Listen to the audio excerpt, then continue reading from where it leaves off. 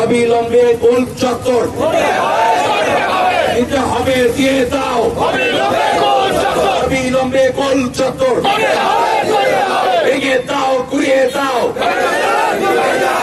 আগামী দিনে যাতে সুন্দর মানিকগঞ্জ উপহার দেওয়া যায়, সেই লক্ষ্যে আমি যতটুকু জানি বিএনপির ভারপ্রাপ্ত বিএনপির বর্তমান যে আহ্বায়ক কমিটির সভাপতি আছেন আফরোজা খান রিতা, তিনি অক্লান্ত পরিশ্রম করে যাচ্ছেন।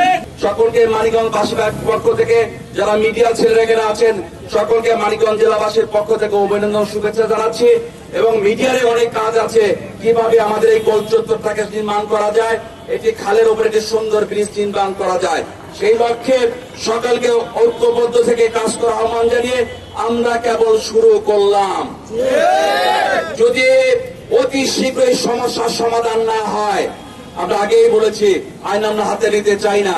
যদি দাবি আদায়ের লক্ষ্যে যদি আইন হাতে নিতে হয়, আপনারা কি প্রস্তুত আছেন? ইনশাল্লাহ আমরা সবাই প্রস্তুত আছি।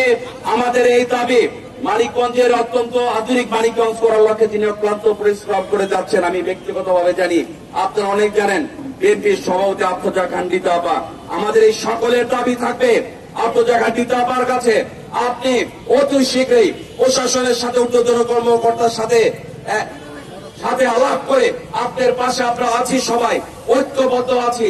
অতি শীঘ্র আমাদের এই জনগণের যে দাবি আছে, সময়ের দাবি, এই দাবি পূরণ করতে হবে। আজকে যারা আয়োজন করেছেন, আবার আমার ব্যক্তিগত পক্ষ থেকে যারা রৌদ্র কষ্ট করে এই অনুষ্ঠানে আয়োজন করেছেন, সকলকেই, যারা স্কুল কলেজের শ্রমিক ভাইয়েরা, দিনমজুর, ব্যবসায়ী, এই সর্বস্তরের এলাকার যারা জনগণ আছেন, যারা উপস্থিত হয়েছেন, আমরা কেবল শুরু করলাম, আমরা তাদেরকে একটি টাস্ক দিয়ে গেলাম।